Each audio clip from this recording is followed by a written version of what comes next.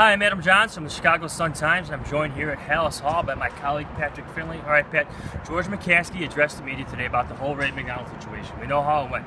The Bears signed him despite his legal problems, then Ray ran into more troubles with the law, and they released him immediately. Just your thoughts on George's reactions today. I'll say this for George. George owned it. George came out and he said that he has faith in Ryan Pace in his decision making. He said that the Bears' decision making process was right, and I think the direct quote was, "I just didn't make the right decision." That's about as direct as an owner is ever going to be in this situation. Now, that doesn't make it okay. That doesn't make the signing look any better in retrospect.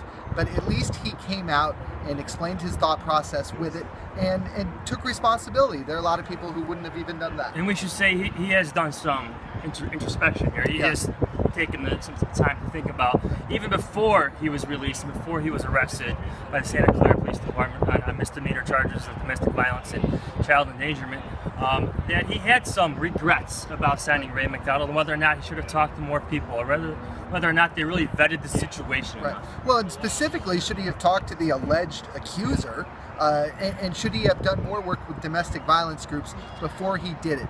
He said that he didn't want any domestic violence organizations to have their names attached to the Bears signing him, which I think makes kind of backwards sense in retrospect. But yeah, I mean, you got the feeling that he was honest when he sat there and said, I've been thinking about this a lot, and there were things they could have done better. All right.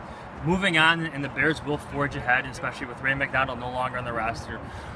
They had OTAs today, and you had Will Sutton and Eagle Ferguson getting a lot of reps, with some guys you expect to see a lot of playing time. Right, and Jeremiah Ratliff, too, is going to play a little bit of end and a little bit of nose. Ferguson's interesting because he fit the 4-3 system that the Bears had last year, and he really doesn't fit this one, but he was out there and he actually looked pretty good.